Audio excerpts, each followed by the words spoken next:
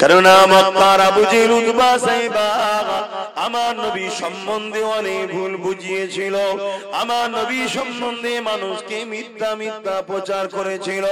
এই Abu Jahl Utba cyber প্রচার শুনে মানুষেরা আমার নবীর বিরুদ্ধে নানা রকম কথা বলতো, কিন্তু তারা যখন আমার নবী পাকের আখলাক চরিত্র আদর্শকে দেখলো, ওই লোকগুলোই আবার ঈমানের কলেমা পড়ে আমার নবীর কদমে হাজির হয়ে যায়।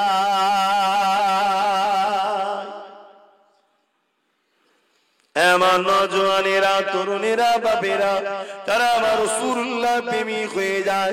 তারা আবু জেহেলের উপরে লানত দিতে থাকে যে আবু জেহেল কত বড় মিথ্যু, কত বড় কাযযাব, এত সুন্দর একটা ব্যক্তির বিষয়ে আমাদেরকে কত মিথ্যা কথা বলেছে। এ যুবকেরা, তার সম্বন্ধে একটা কথা বলি শুনুন। আমার নবী পাকের বিরুদ্ধে এত মিথ্যা প্রচার করেছিল, আবু জেহেল লোক দল তৈরি করে নিয়ে আমার নবী পাককে জানে পর্যন্ত মেরে দিবার প্ল্যান করলো। নবী পাকের হুজরা মোবারককে ঘিরে ফেলা হলো। আমার আল্লাহ বা হুকুম করে দিলেন, হাবিব আপনি মক্কা থেকে ইয়াসরিফে চলে যান। আমার নবী পাক ইয়াসরিফে চলে গেল। ওই ইয়াসরিফে থাকার পরে একবার আল্লাহ নবী কাবা শরীফ তওয়াফ করতে আসছে।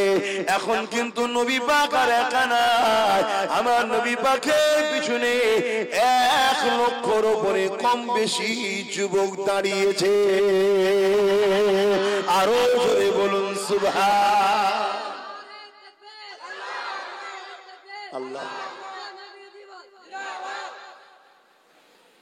আল্লাহ নবী হজ করতে আসছে। কি করতে আসছে?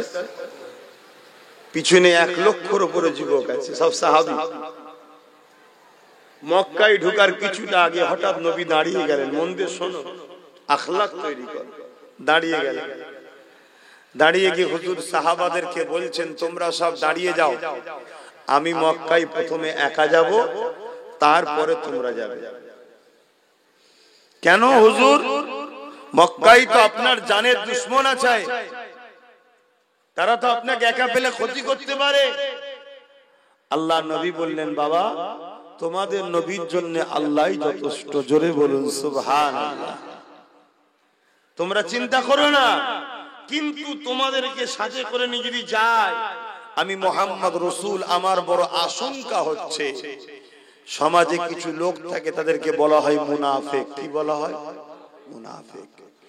হয়তো কোন মুনাফিক মক্কার মানুষকে যে, মন দিয়ে শুনবেন, মক্কার মানুষকে যে বুঝাতে পারে যে মুহাম্মদ রাসূলকে তোমরা আঘাত করেছিলে, যে মুহাম্মদ রাসূলকে তোমরা রক্তাক্ত করেছিলে, যে মুহাম্মদ রাসূলের দান্দা মোবারক শহীদ করে দিয়েছিলে, যে মুহাম্মদ রাসূল সিজদায় গেলে তার পিঠে পচা দুম্বা ভুঁড়ি চাপিয়ে দিতে, যে মুহাম্মদ রাসূলকে পাহাড়ে বন্দী রেখেছিলে, যে মুহাম্মদ রাসূলকে মক্কা থেকে হিজরত করে মদিনা ইয়াসরিফে চলে যেতে তোমরা বাধ্য করেছিলে, সেই মুহাম্মদ রাসূল আজ 1 লক্ষর উপরে মানুষ নিয়ে তোমাদের উপরে হামলা করতে আসছে।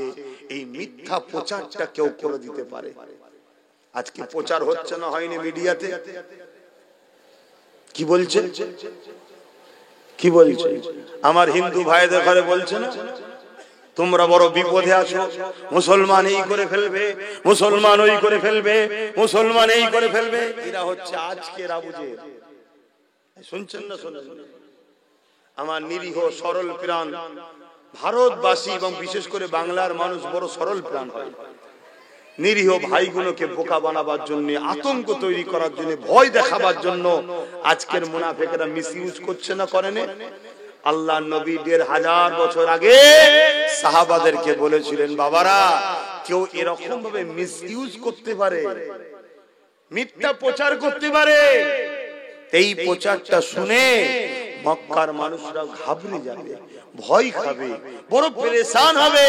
আমি রাসূলুল্লাহ তারা ঘাবড়ে যাক, পেরেশান হোক, চিন্তিত হোক, এটাও আমি নবী চাই না। জোরে বলুন সুবহানাল্লাহ, আরো খুশিয়ে বলুন সুবহানাল্লাহ। দেখো তোমার আমার নবী কত দয়ালু, আর সেই নবীর উম্মত হয়ে তুমি আমি উগ্র হলে হবে? হ্যাঁ, তোমার আমার আখলাক আদর্শ কত সুন্দর হবে। তবে হ্যাঁ, অন্যায়ের জায়গায় কিন্তু আবার আপোষ নয়, এই জায়গাটাও কিন্তু মনে রাখবে। আমার নবী অন্যায়ের ব্যাপারে বহু কড়া ছিলেন, কঠোর ছিলেন। কোন নারীর উপরে জুলুম হবে, কোন মানুষের উপরে জুলুম হবে, মা বাপের উপরে জুলুম হবে, দেশবাসীর উপরে জুলুম হবে, এতিমের উপরে জুলুম হবে, ওখানে নরম নয়, ওখানে প্রয়োজন হলে গরিবের পক্ষে, এতিমের পক্ষে, বিধবার পক্ষে, মা বাপের পক্ষে, দেশের পক্ষে, অন্য জাতি নিরীহ মানুষের পক্ষে দাঁড়িয়ে প্রয়োজন হয় যুদ্ধ পর্যন্ত করতে হবে। জোরে বলুন সুবহানাল্লাহ, আরো জোরে বলুন সুবহানাল্লাহ। কেন জালিমকে কখনো ইসলাম প্রশ্রয় দেয় না, শুনছেন তো নাকি? কিন্তু আমি নবীর পিছনে 1 লাখ লোক, এই মেসেজটা মক্কার মানুষকে দিতে পারে। আমি তো তাদেরকে কোন রকম জুলুম করতে আসিনি, আমি তো এসেছি কাবা তওয়াফ করতে। কাবা আল্লাহর ঘর, আমি তওয়াফ করব, চলে আসব। কিন্তু মুনাফিক ভুল বুঝাতে পারে না, পারে না? কথা বলেন, পারে। যেমন কিছুদিন আগে সাম্বাল মসজিদে তদন্তর নামে একটা ভিড় গেল, এলাকায় খবর হলো মসজিদ ভাঙতে আসছে। শুনছেন না, শুনেন না? স্বাভাবিক মসজিদ বাঁচাবার জন্য মানুষ বেরোবে না, বেরোবে না? বেরিয়ে দেখছে সত্যি পুলিশ যদি আসতো অসুবিধা ছিল না, পুলিশের সাথে একটা বিশাল দল আসছে, যারা একটা স্লোগান দিচ্ছে, যে স্লোগান দিয়ে বর্তমান ভারতে মানুষকে পিটিয়ে মারানো হচ্ছে, মানুষ মারা স্লোগান, যেটা নাম হয়ে গেছে এখন। কথা বুঝছেন না? সমাজের মধ্যে কথা উঠছে, এটা মানুষ মারা স্লোগান। কত লজ্জার কথা না? অথচ সেই জিনার নামে স্লোগান দিচ্ছে আমার হিন্দু ভাইদের অত্যন্ত শ্রদ্ধা ও ভালোবাসার তিনি, ঠিক না বেটা? কারা করলো এটা? কোনো অমুসলিম মুসলমান করলো না, তাদেরই ধর্মের একদল সেজে তাদেরই ধর্মগুরুকে খারাপ করছে। ঠিক তেমনই মুসলমান, তোমার জন্য যেন তোমার ধর্মগুরুকে কেউ খারাপ না বলে, এটাও তোমাকে মাথায় রাখতে হবে, ঠিক না বে? ঠিক। তুমি যেখানে সেখানে জুলুমে করবে আর করবে, আর তোমাকে দেখে মানুষ ইসলামের উপর আগুন তুলবে, এটা তো অন্যায় হবে। আমার আজ বুঝতে পারছেন তো আপনারা? সেখানে আজকে একটা অশান্তি ঘটে গেল, আল্লাহর নবী বললেন তোমরা দাঁড়াও, আমি একা যাব মক্কায়, গিয়ে মক্কার মানুষকে বলবো দেখো আমরা এসেছি আল্লাহর ঘর তওয়াফ করব, আবার চলে যাব।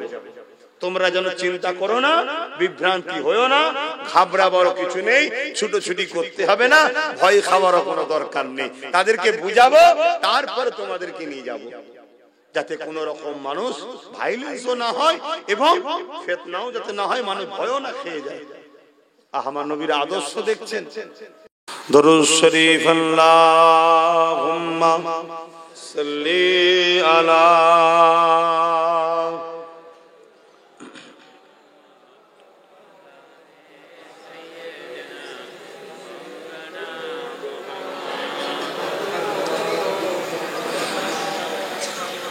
खुदा की अज़मतें क्या है, मोहम्मद मुस्तफा जाने, मकामे मुस्तफा क्या है, मोहम्मद का खुदा जाने। कहा जिब्रील ने सिदरा तलक मेरी रसाई थी,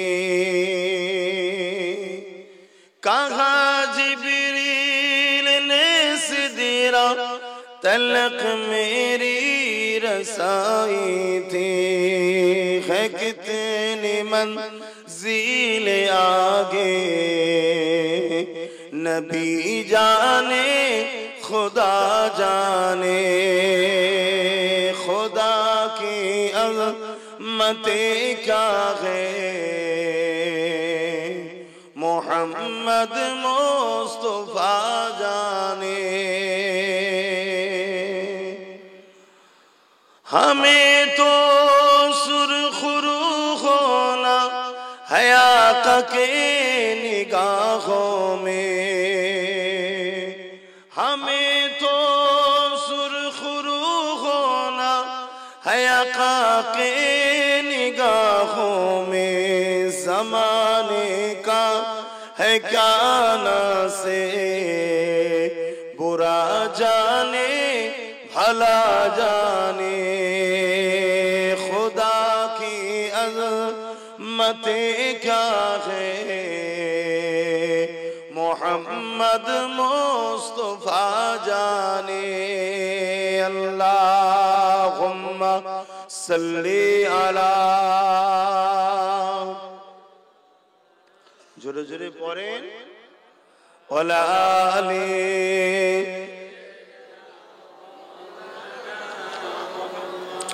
मुसलमान घरे ছেলে মেয়েরা, তরুণেরা, বাপেরা, আল্লাহ নবী সাহাবা হুজুর আকীদার করিয়ে নিজে একা মক্কা জমিনে চলে গেলেন। নবী আমার মক্কা জমিনে গেলেন, নিজের মাতৃভূমিকে দেখে রাসূলুল্লাহ চোখ দিয়ে পানি বেরোতে লাগলো। এ নওজওয়ানেরা, তরুণেরা, এ আমার ইসলামের অনুসারীরা, মনে রাখবেন মাতৃভূমিকে ভালোবাসা এটা আমার নবী পাকের সুন্নাত।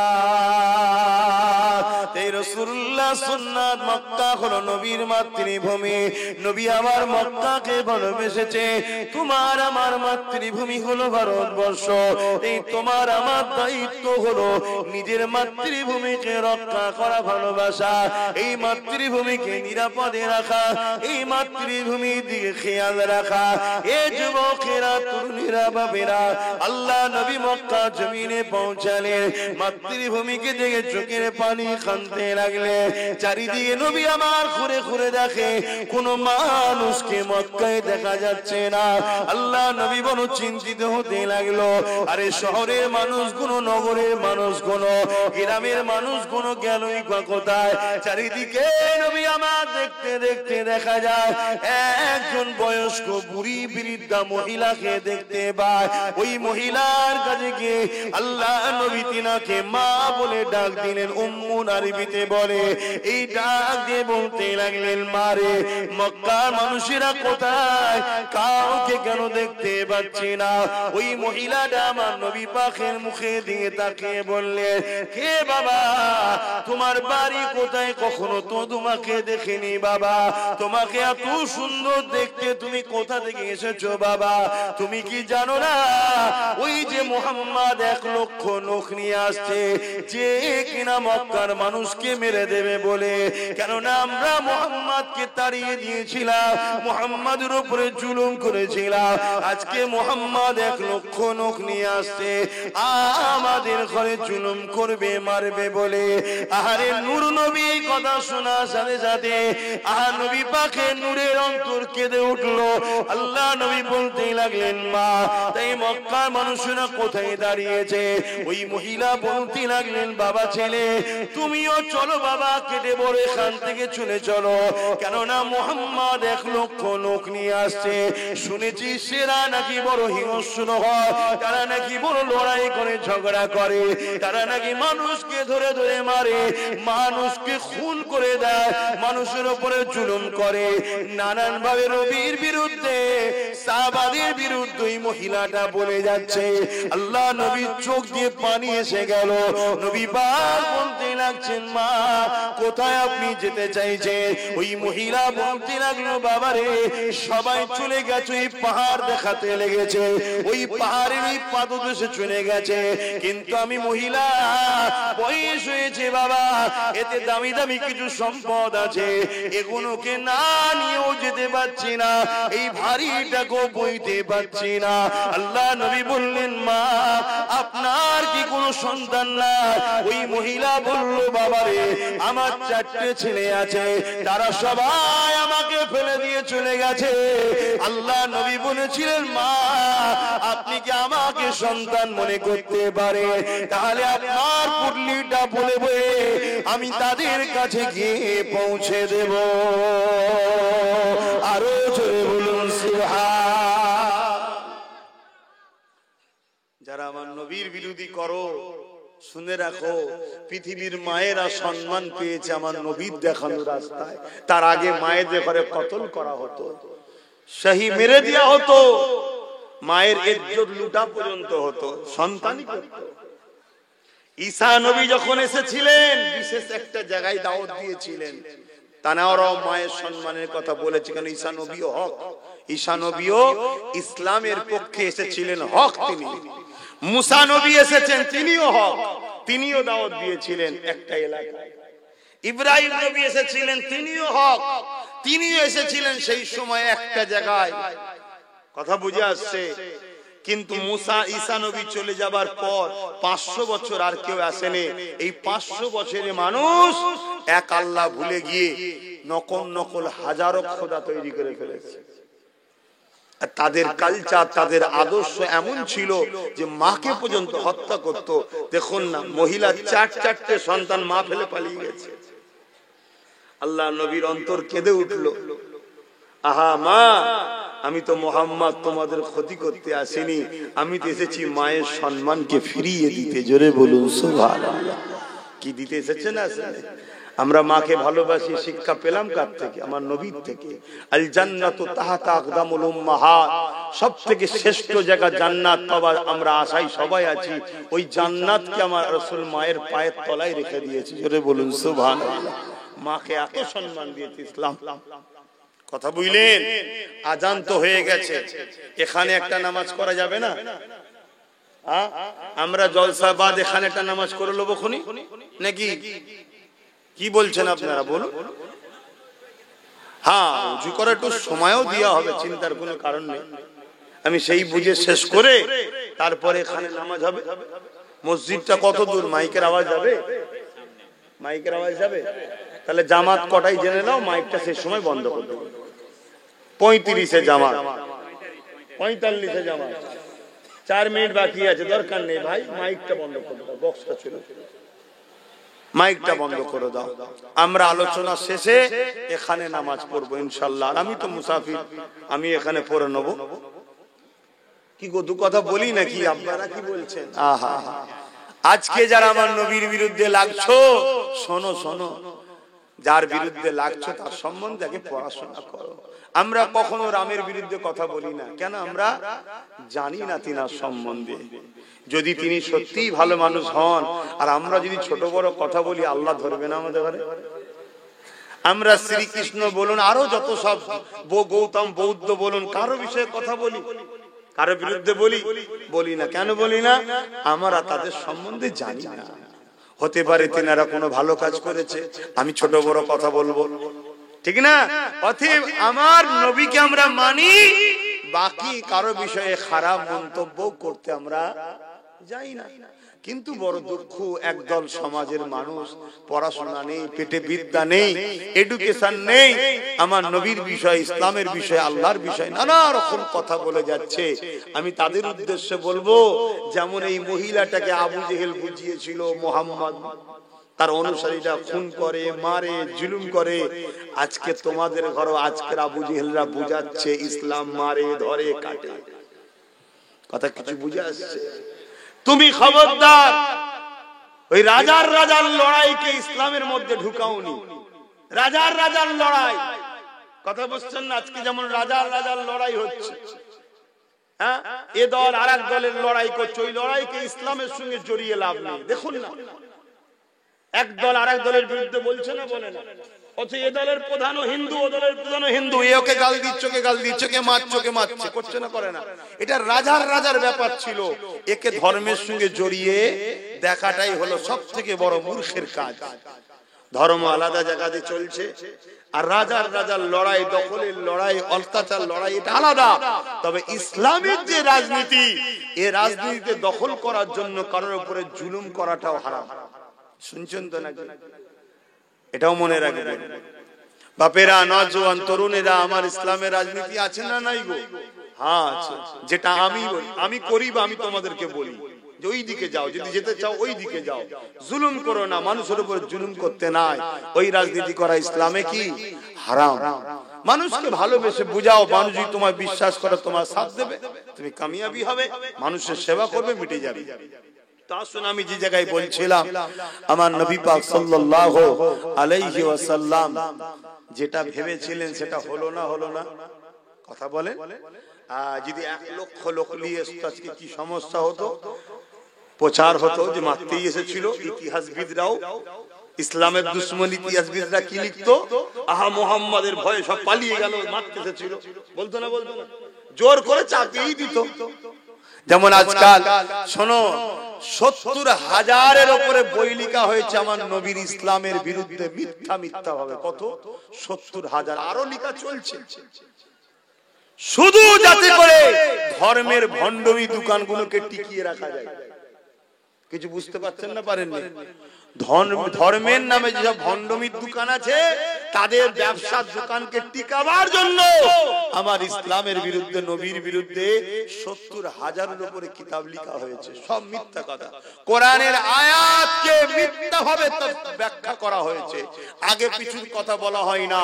মেন কোরআনের আয়াতের একটা অংশকে তুলে দিয়ে সমাজের অন্য ধর্মের মানুষের কাছে প্রচার করছে। দেখো মুসলমানরা কি বলছে, দেখো মুসলমানদের কোরআন কি বলছে, দেখো কি বলছে যে মুসলিমদেরকে পেলে কতল করে দাও। এই কথা বুঝছেন না? বোঝেন না?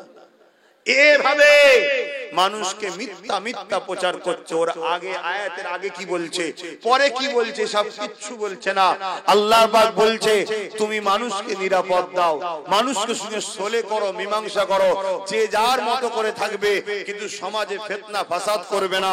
কেউ যদি জুলুম অত্যাচার ফিতনা ফাসাদ করে, তোমার মীমাংসা না শুনে মানুষের উপর অত্যাচার করে, তাহলে সমাজকে শান্ত রাখার জন্য তার জন্য মৃত্যুদণ্ডের শাস্তি দাও। যেমন আমার দেশে রেপ করলে মৃত্যুদণ্ডের মাঝে মাঝে শাস্তি দেওয়া হয় না? হয় না? এটা মাঝে মাঝে দিলে হবে না। নারীর উপরে যে জুলুম করবে তার শাস্তি হওয়া দরকার, মৃত্যুদণ্ড। তাহলে দেখবেন নারীরা সুরক্ষিত হয়ে যাবে। কথা বুঝছেন না? বোঝেন না? কিন্তু প্রথমে তো বলে দেওয়া হলো যে জান নিয়ে থাকো, নারীর উপরে জুলুম করো না, নারীর উপর অত্যাচার করো না, নারীকে রেপ করো না। এরপরেও যদি কেউ করে তার শাস্তির দরকার আছে না? না? এক কথা বলেন। ঠিক সেই জিনিসটা যখন বুঝাতে চেয়েছে, সেটাকে বাদ দিয়ে শুধু বলছে মৃত্যুদণ্ড দিয়ে দাও, এইটুকু বুঝাচ্ছে। তাহলে মানুষের মধ্যে বিভ্রান্তি হবে না? হবে না? এভাবে ইসলাম সম্বন্ধে চক্রান্ত চারিদিকে চালাচ্ছে, আজও চালাচ্ছে। আবু জেহেল চালিয়েছিল, আজও চালাচ্ছে। আল্লাহ নবী মহিলার ভারী পুটলিটাকে মাথায় নিলেন। আল্লাহু আকবার। দোনো জাহানের সুলতান একজন অমুসলিম বুড়ি মহিলার পুটলি মাথায় তুলেছে। আর আমরা যদি কোনো মানুষ বিপদে পড়ে যায়, রাস্তা ধারে দাঁড়িয়ে থাকে, পাশ কেটিয়ে চলে যায়। না ভাই, মানুষের বিপদে সাথ দাও, সাথ দাও। আল্লাহ নবী ওই মহিলার পুটলি খানা মাথায় তুলে নিয়ে রওনা দিলেন। মহিলা আগে আগে যায় আর জবানে বলতে লাগে, বাবা ছেলে কি নাম তোমার? বাবা একটু বলো বাবা, কোথায় তোমার বাড়ি বড় বাবা, তোমার পরিচয়টা দিতে থাকো বাবা। আল্লাহ নবী বলে, আম্মা আপনি মনে করতে পারেন আমি একজন মুসাফির, আপনার সন্তানের মতো আমি একজন, অতএব আপনি আপনার গন্তব্যতে আপনাকে আমি পৌঁছে দেব। এ যুবকেরা, তরুণীরা, বাপেরা, ওই মহিলা পাহাড়ে উঠতে লেগেছে। বয়স্ক মানুষ উঠতে বড় কষ্ট হতে লেগেছে। আর রাসূলুল্লাহ মহিলার ভারী পুটলিকে মাথার উপরে নিয়ে পিছু পিছু হাঁটতে লেগেছে। মহিলা কিছু দূর যায় আর এমন করে হাঁপিয়ে যাওয়ার জন্য বসে যায়। আর আমার রাসূলুল্লাহ ওই ভারী পুটলিটাকে নিয়ে দাঁড়িয়ে থাকে। ওই মহিলা বলতে লেগেছে, এ বাবা ছেলে, নাম তো বললি না বাবা, একটু পুটলিটাকে নাবা বাবা, একটু রেস্ট নে বাবা, তোর বড় কষ্ট হচ্ছে। আল্লাহ নবী বলতে লাগলেন, না আম্মা আপনি চিন্তা করবেন না মা, আপনি রেস্ট নেন, যখন রেস্ট হয়ে যাবে আবার আগাতে থাকবেন, আমি পিছু পিছু যাব। কিন্তু এই মহিলা বসে বসে বসে বসে জবান দিয়ে বিড়বিড় করে আওয়াজ করে। কি আওয়াজ করে শোনো। ওই মহিলা আমার রাসূলকে গালি দিতে লেগেছে, মুহাম্মদ ধ্বংস হয়ে যায়, মুহাম্মাদের হাত পা ধ্বংস হয়ে যায়, মুহাম্মদ নির্বংশ হয়ে যায়, মুহাম্মাদের জন্য আজ আমাদেরকে কত কষ্ট করতে হচ্ছে, মুহাম্মদ লোক বললে আমাদেরকে মারতে এসেছে, তার জন্য আজকে আমাদেরকে কত বিপদে পড়তে হয়েছে। কাকে গাল দিচ্ছে ভাই? রাসূলুল্লাহ কোথায় এখন? ওই মহিলারই পুটলি বইছে, গাল দিচ্ছে কেন? ওই মহিলাকে ভুল বোঝানো হয়েছে। যেমন আজকাল সব বুঝাচ্ছে, দেখছেন না? হ্যাঁ, গতকাল যিনি সেকুলার ছিল আজকে কি চিল্লাচ্ছে, দেখছেন না আপনাদের এলাকায়? ওরে বাবা! আর গতকালকে সেকুলার ছিল, হ্যাঁ, আমাদের সঙ্গে বসে অনেকের সাথে ইফতারও করেছে। এই কথা বুঝছে না? বুঝলেন? হ্যাঁ, আমার বাড়িতে একজন আবার তরমুজ খাইয়ে দিচ্ছিল। কি হলো হঠাৎ করে আপনার? এখন কি অন্য ভূত চেপেছে নাকি আপনার ঘাড়ে? এই করছে না, করেন? এ সব বাপ রুটি শাকার কাজ। আমি এই মহাপিলে আছি তাই একটু ইশারাই বলছি। আগামী কবে যেন আসছি জানো? 24 তারিখ, জানো তো নাকি? কবে জানো? 24 তারিখ। কি আপনারা যাবার ইরাদা আছে তো নাকি? না ইরাদা নেই? কোন জায়গায় গো? কারা কারা যাবার ইরাদা আছে একটু হাত তুলে বলেন। 24 তারিখ অনেকে জানে না, হাত না বানাকে বলে দিই। 24 তারিখ কলাঘাটে আসছি। ওয়াকফ বিল বাঁচাও, ওবিসি সংরক্ষণ বাঁচাও, মাদ্রাসা শিক্ষা বাঁচাও। কোন রাজনীতির দলের পক্ষে নয়, ফুরফুরা শরীফ আহলে সুন্নাত আল জামাত ধর্মীয় সংগঠনের ব্যানারে আমার নিজেদের ঐতিহ্য মসজিদ, মাদ্রাসা, কবরস্থান, খানকাকে কেন্দ্র সরকার নতুন এক চক্রান্তের ফাঁদ পেতেছে লুটে লিবার জন্য।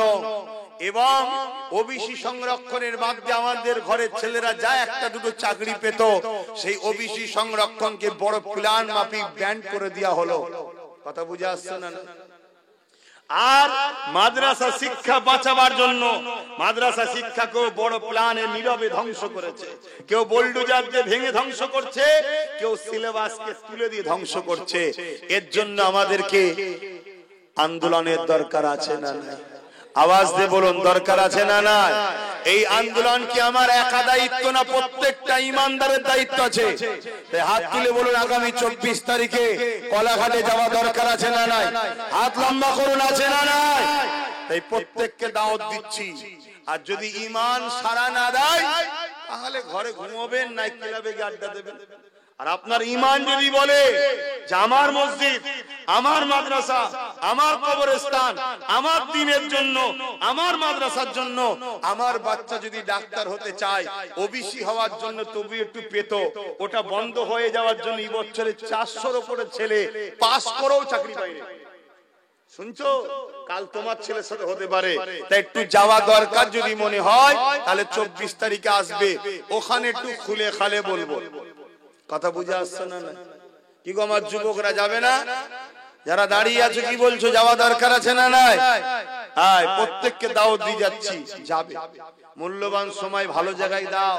আর যদি মনে করো যে যাওয়ার দরকার নেই, শুনে রেখে দাও, আমার তো অনেক আগেই দরকার নেই, আমার কি প্রয়োজন আছে? আমার ছেলে না চাকরি করতে যাবে, না আমার ছেলের কোনো মাদ্রাসাতেও সমস্যা আছে। প্রয়োজন হলে আমার ছেলেকে মিশরে পাঠিয়ে দিতে পারবো, মদিনায় পাঠাতে পারবো। আমার চ্যালেঞ্জও আছে, অর্থও আছে। কথা বুঝে আসছে না? নাই? আর এই মসজিদ চলে যাচ্ছে, মাদ্রাসা চলে যাচ্ছে, আমি আমার দায়িত্ব 2014 থেকে পালন করে আসছি। অনেক চিল্লিছি, কিয়ামত দিন আল্লাহর কাছে আমি ইনশাআল্লাহ ছাড়া পাবো। কিন্তু তোমাদের ঈমানের দায়িত্ব আছে না? না। ভাইরা, আমার মসজিদের উপর তোমরা খবর রাখো তো নাকি? কেন্দ্র সরকার একটা বিল করছে ওয়াকফ অ্যাক্টের নামে 2024, জানো তো নাকি? না, খবরই নেই। মোবাইল গুলো কি করতে রেখেছো আল্লাহই ভালো জানে। আসো, সবাই আসবে, এসে ওখানে বসবে, আলোচনা হবে। আরো যারা বক্তা, যারা এই বিষয়ে বলতে পারবে, এক্সপার্ট যারা, তারা আসবে। তবে এতটুকু বলতে পারি, আহলে সুন্নাত ওয়াল জামাতের ব্যানারে যেখানে প্রোগ্রাম হয়, ওখানে কিন্তু কোনো রাজনীতির লোককে আমি রাখি না। এটা জানেন তো নাকি? হ্যাঁ, কোনো রাজনীতির লোককে কিন্তু আমি তুলি না। এটা আমার একটা বাপ ধর্মীয় সংগঠন, সেবামূলক সংগঠন, ধর্মপ্রেম, মানবপ্রেম, দেশপ্রেমের সংগঠন। এতে আলেম ওলামারা থাকবে, শিক্ষিত সমাজ যারা ডাক্তার, উকিল, মাস্টার, পড়াশোনা, তাদের মধ্যে থেকে কেউ থাকবে। আর আমি যদি মনে হয় আপনাদের ভাই হই, আপনাদের ভাইটা থাকবে, বাবাজিটা থাকবে। তবে ওইদিকে যাচ্ছে না। আমি যেটা বলতে চাইছি, আমার রাসূল পাককে গালিগালাজ করছে কেন? ভুল বুঝিয়েছে, ভুল বুঝিয়েছে। একটা লড়াইয়ের ময়দান হয়েছিল, ওই লড়াইয়ের ময়দানেতে আমার নবী পাক সাল্লাল্লাহু আলাইহি ওয়াসাল্লামের বিরুদ্ধে জালিমরা জুলুম করতে এসেছিল, আমার নবী পাকের উপরে তারা হামলা করতে এসেছিল। এখানে একটা মসলা আপনাদেরকে শিখিয়ে যাই, শুনে রাখবেন। কারোর উপরে হামলা করা ইসলাম ইজাজত দেয়নি, কিন্তু তোমার উপরে কেউ যদি হামলা করে, জানকে বাঁচাবার জন্য ডিফেন্স করতে হবে। ডিফেন্স করতে গিয়ে যদি সামনেওয়ালার বিরুদ্ধে তোমাকে লড়তে হয় নিজের জান বাঁচাবার জন্য, এর জন্য ইসলাম তোমাকে ইজাজত রাইট দিয়েছে।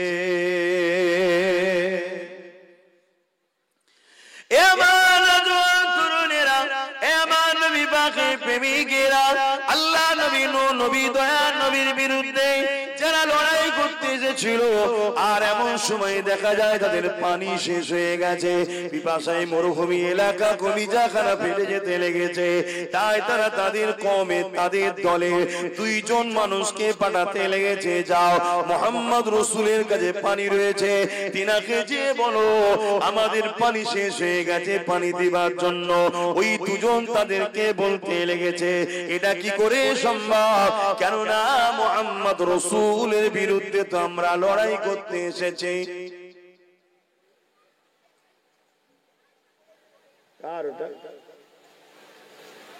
আমি তো মানা করলাম, শুনুনি? হ্যাঁ কি গো, এত বড় বদমাইশ হয়ে গেছে। আমি তো মাঝে মাঝে ভাবি এরা মরণের ভয়টাও ভুলে গেল না, মরবো আমি একদিন।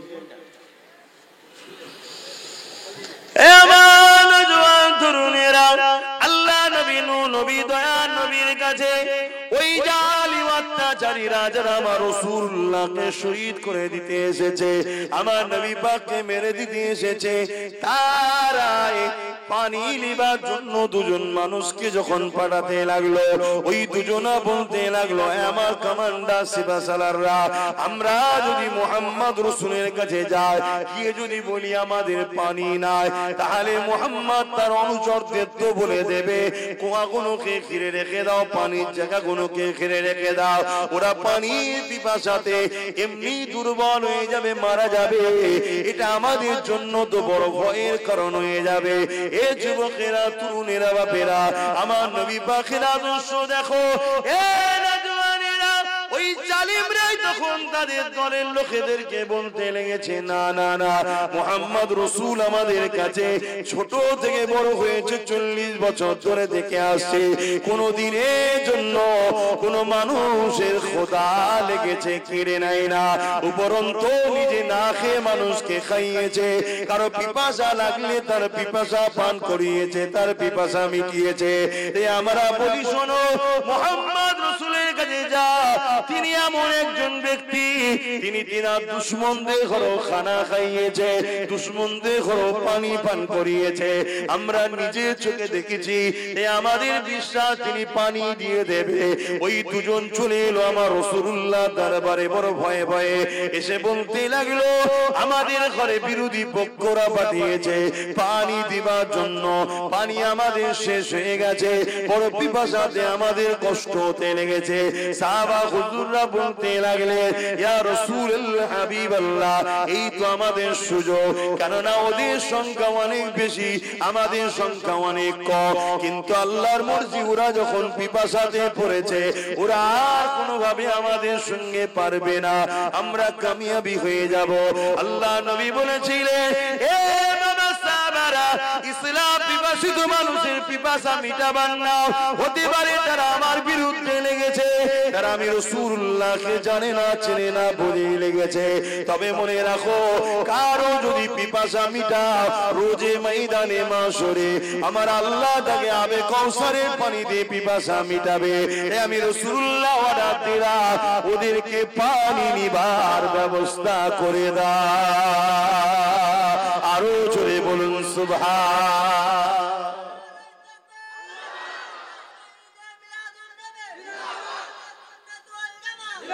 নবীর এই আল্লাহ নবী পাক সাল্লাল্লাহু আলাইহি ওয়াসাল্লামের আদর্শ আখলাক দেখে যারা নবীর বিরুদ্ধে লড়াই করতে এসেছিল, বড় বড় নেতাগুলো ছাড়া, নেতাগুলো তো দলবাজি করে, লুটে পুটে খেতে হবে তোরে ভাই, সব সময় তো মার খায় সাধারণ লোকেরা।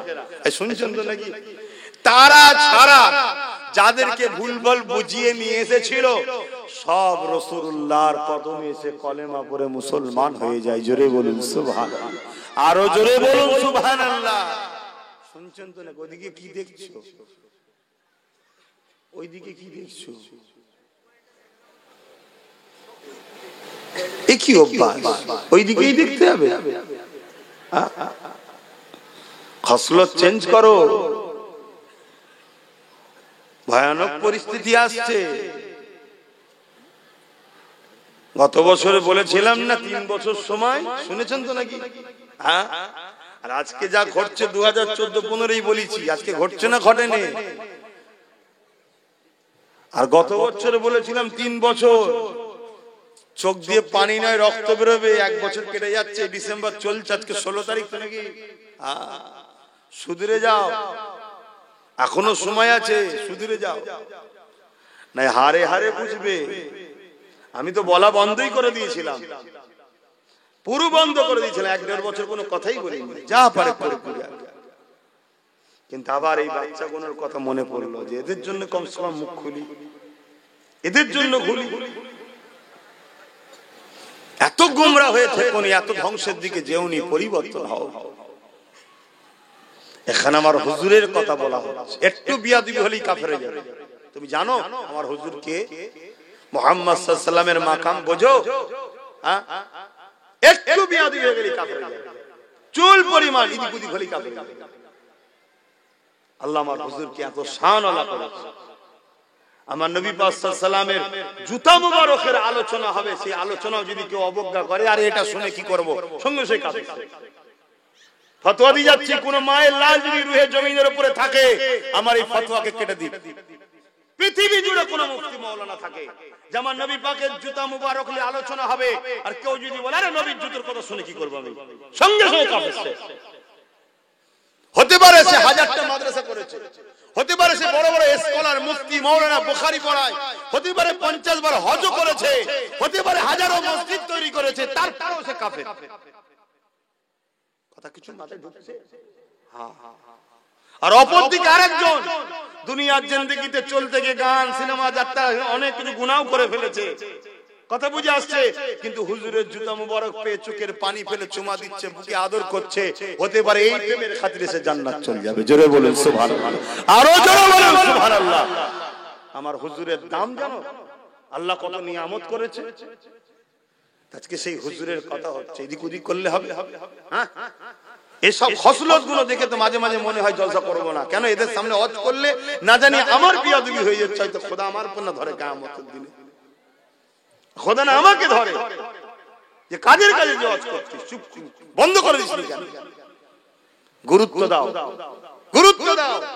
আজকে তোমাদের দোষের জন্যই আজকে মসজিদ গুলোর সামনে কিছু মানবরূপী পশু নাচছে। সারা রাস্তা ভালোভাবে হেঁটে হেঁটে এসছে, সারা রাস্তা ভালো হবে, আর ঠিক মসজিদ যেই আসবে অমনি ওদের শুরু হয়ে গেল। 10-20 মিনিট ধরে দাঁড়িয়ে দাঁড়িয়ে হুড়ো হুড়ি পাথর পাথর ছুড়ে আর করে একটা হট্টগোল শুরু করে দেয়। কেন? উদ্দেশ্য ওদের ব্রেনে ঢুকানো হয়েছে, ইসলাম বিদ্বেষ ঢুকানো হয়েছে। আর কারা ঢুকিয়েছে? যারা ওদেরকে শুধুমাত্র ভিক্ষা দিয়ে রাজনীতির ক্ষমতার আসনে দীর্ঘদিন বসে থাকতে চাই, তারা যারা হুড়ো হুড়ি করছে, ওদের কারো চাকরি দিকে খোঁজ লাও তো, ওদের কারো ভালো ঘর বাড়ি আছে কি খোঁজ লাও তো, সামান্য ভিক্ষায় ওদেরকে নাচাচ্ছে। আর ওইগুলো একদম বুঝলোও না আজকে কি ষড়যন্ত্র চলছে। আচ্ছা, কে বুঝবে না বুঝবে পরের কথা, আমার দেশটা যখন ধ্বংস হচ্ছে আমাদের তো বুঝা দরকার। আমাদেরকে বুঝতে গেলে কার থেকে শিখবেন? পৃথিবীতে দ্বিতীয় কোন মডেল আছে নাকি যে মডেলটা ফলো করা যায়? সব মডেলের মধ্যে ভেজাল। একমাত্র মডেল সৃষ্টিকর্তা বলেছেন ইন্নাকা আলা খুলুকিন আযীম, সেই মডেলটা হলো প্রফেট মুহাম্মদ রাসূল। জোরে বলুন সুবহানাল্লাহ, আরো জোরে বলুন সুবহানাল্লাহ। তাহলে সেই নবীর কথা বলছি তো নাকি আমি? তুমি শুনবে না? তোমার মন তো ইরিকুরি চংমং চংমং চংমং করছে। আমি আবার ওপেন বলে যাচ্ছি, যদি আমাকে ভালো না লাগে, আমার আলোচনা ভালো না লাগে, আমি সেই সকল ভাইদেরকে বাপেদের বলবো আসবেন না, আসবেন না, আসবেন না।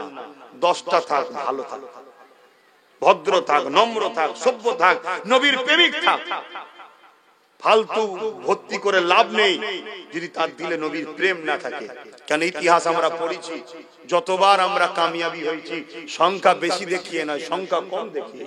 বদরে 313 জন আমরা ছিলাম, জালিমদের 1000 উপরে ছিল, আমরাই জিতেছি কম সংখ্যা নিয়ে। সালাউদ্দিন আইবির নেতৃত্বে মসজিদে আকসা উদ্ধার হয়েছে, আমাদের ছিল 12,000, আর কি বলে জালিমদের ছিল 4 লক্ষ। কামিয়াবি আমরাই হয়েছি।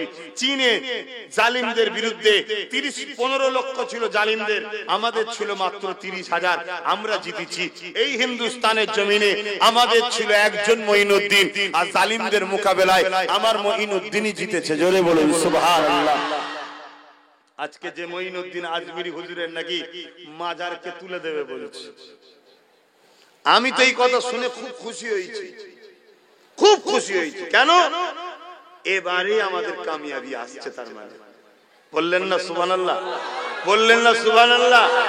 একদিন এত্তার বেটার সঙ্গে লেগেছে, এবারে মাওলা আলীর বেটার সঙ্গে লেগেছে। মাওলা আলীর বেটার সঙ্গে যখন লেগেছে, নিশ্চিন্তাই রাখো, যদি কদম আগায় এদের ধ্বংস অনিবার্য হবে, কোনো সন্দেহ নেই ইনশাআল্লাহ। কথা বুঝে আসছে না? নাই 100% ইনশাআল্লাহ, কোনো সন্দেহ নেই। কেন? এটা শেরে খোদার বেটা, হযরত খাজা গরিবে নওয়াজ কার বেটা জানেন না? হযরতে শেরে খোদা মাওলা আলীর উত্তরসূরি, তিনার খানদান, তিনার সন্তান। একদিক দিয়ে ইনি হযরতে হাসান হুজুরের আওলাদ, আর একদিক দিয়ে হযরতে হোসেন হুজুরের আওলাদ। আরে শেরে খোদার বেটার সঙ্গে যখন লেগেছে, এবারে নিশ্চিন্তা হলাম যে বেটাদের যাওয়ার মরার সময় হয়েছে। কথা বুঝছেন না? বুঝেন? কিন্তু আমরা ভালোবাসি তো খাজা হুজুরকে। কথা বলেন তো, ভালোবাসার ইজহার দেখাতে হয় না? হয় না? দেখার দরকার আছে না? নাই? তা আমরা ফুল তৈরি আছি, প্রয়োজন হয় পায়ে হেঁটে হোক, ট্রেনে হোক, বাসে হোক, যেমন করুক আমরা আজমির শরীফ যাব। ঠিক না বেঠিক? কথা বলেন ঠিক না বেঠিক? আমরা শেরে খোদা মাওলা আলীর বেটার সাথেই তো আছি, দুনিয়াতেও আছি, কবরেও থাকবো, এবং আখিরাতে খাজা গরিবের নওয়াজের পিছনেই তো জান্নাত যাব। জোরে বলুন সুবহানাল্লাহ। সন্দেহ আছে? সন্দেহ আছে? তাহলে জোরে বলুন সুবহানাল্লাহ, জোরে বলুন সুবহানাল্লাহ, জোরে বলুন সুলতান হিন্দ গরিবে নওয়াজ, সুলতান হিন্দ গরিবে নওয়াজ, বাদশাহ হিন্দ গরিবে নওয়াজ। এই একটা সুলতান গরিবে নওয়াজ, বাকি কাউকে সুলতান বা বাদশা বলে মানি না আমরা। কথা মাথায় ঢুকছে না? ঢুকছে? চিন্তার কোনো কারণ নেই। কিন্তু আমাদেরকে আবার বলছি,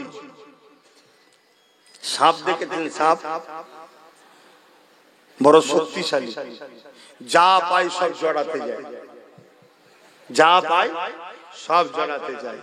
এই সাপের খসলত যেন না ঢোকে, সাপের খসলত যেন না ঢোকে। ব্রেনকে খাটাও, শরীরকে কম খাটাও।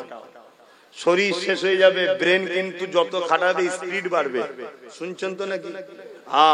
ঠান্ডা মাথায় বুদ্ধির সাথে, ব্রেনের সাথে কৌশল অবলম্বন করে খুব বুঝে বুঝে পা ফেলতে হবে। কেন? আমার লাখো কোটি অন্য ধর্মের ভাইয়েরা, তারাও কিন্তু আমাদেরকে ভালোবাসে। দুজন অন্যায় করেছে, দুজনের বিরুদ্ধে আমাদের লড়াই, 4 জনের বিরুদ্ধে নয়। শুনছেন তো নাকি? তাহলে পা এমন ভাবে বাড়াতে হবে 4 জন যেন মনে কষ্ট না পায়। দুজন শয়তানি করেছে, দুজনের বিরুদ্ধে আমাদের লড়াই। কথা মাথায় ঢুকছে? এইটাকে খুব মাথায় রাখতে হবে। কারণ এই দুজন চাইছে, এমন কড়া কড়া কথা বলছে, এত উগ্র কথা বলছে। তোমাদের এই এলাকায় শুনছিলাম এত বাজে বাজে কথা বলছে। কেন? যাতে করে আমরাও রেগে গিয়ে উগ্র কথা বলি, তাহলে 4 জনের মনে আঘাত দেওয়া হবে। সঙ্গে সঙ্গে এই 4 জন করে পেয়ে যাবে, পেয়ে গেলেই ওদের গদি পাকাপোক্ত হবে। কথা বুঝছেন না? বোঝেন না? কৌশলে আমরা পা দিতে দেব না। কেন? আমরা ছিলাম, আছি, একসাথেই থাকবো। যে দুজন অন্যায় করেছে সে দুজনের বিরুদ্ধে লড়াই।